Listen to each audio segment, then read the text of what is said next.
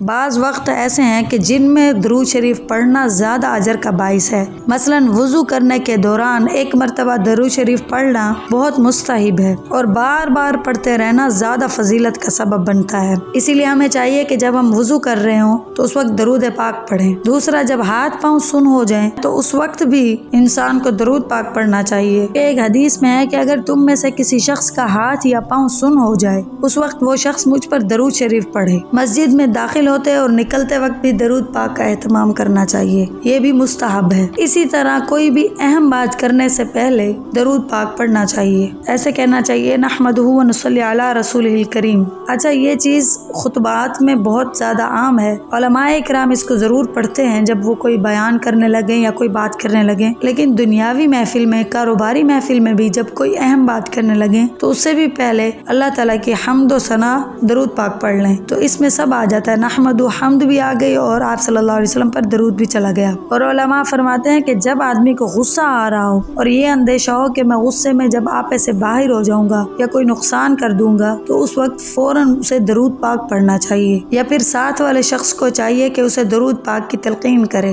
یعنی ایک شخص کو غصہ آ رہا ہے اور آپ ساتھ بیٹھے ہیں تو آپ کو چاہیے کہ آپ اسے کہیں کہ درود پڑھے، درود پڑھ۔ عرب کے لوگوں میں یہ بڑی اچھی رسم چل آ رہی ہے کہ جہاں کہیں دو آدمیوں میں کوئی تکرار یا لڑائی کی نوبت آئی تو فوراً ان میں سے کوئی ایک شخص یا کوئی تیسرا شخص ان سے کہتا ہے کہ حضور صلی اللہ علیہ وسلم پر درود بھیجو۔ اس کے جواب میں دوسرا آدمی درود شریف پڑھنا شروع کر دیتا ہے اور یوں لڑائی ختم ہو جاتی ہے اور دونوں فریقین ٹھنڈے ہو جاتے ہیں۔ تو اسی لیے اس چیز کا تو ہمارے معاشرے میں بھی ہمیں یہ رواج ڈالنا چاہیے، دو چیزوں کا، کہ جب بھی ہم کسی محفل میں بیٹھیں، چاہے وہ ٹیچر لیکچر دینا شروع کرے، چاہے ہم کوئی میٹنگ سٹارٹ کرنے لگیں، اسی وقت فوراً پہلے آپ صلی اللہ علیہ وسلم پر درود بھیج دینے چاہیے، اس محفل میں برکت ہوتی ہے۔ اور سونے سے پہلے بھی آپ صلی اللہ علیہ وسلم پر درود شریف بھیجنا چاہیے۔ بہرحال یہ 3-4 موقع ایسے ہیں کہ جن پر زیادہ فضیلت ہے، جیسے وضو، سونے کے وقت، غصے کے وقت، کوئی بڑی اہم بات کرتے وقت اور مسجد میں جاتے اور آتے وقت۔ آپ صلی اللہ علیہ وسلم سے بہت ساری کثرت سے درود شریف منقول ہیں، یعنی ہم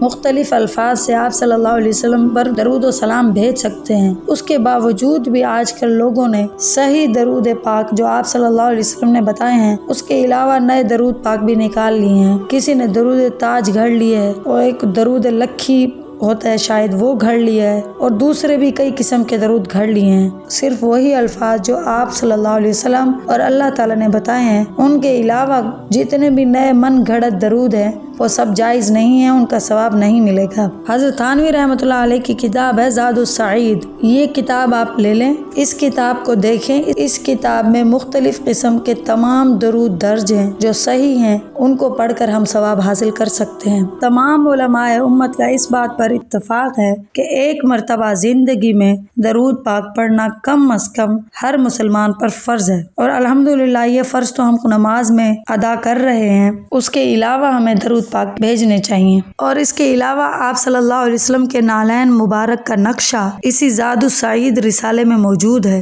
بزرگوں کا تجربہ یہ ہے کہ سخت بیماری اور پریشانی کی حالت میں اگر نالین مبارک کا نقشہ اپنے سینے پر رکھ دیا جائے تو اللہ تعالیٰ اس کی برکت سے پریشانی اور مصیبت کو دور فرما دیتے ہیں۔ اسی لیے اس رسالے کو ہر گھر میں ہونا چاہیے۔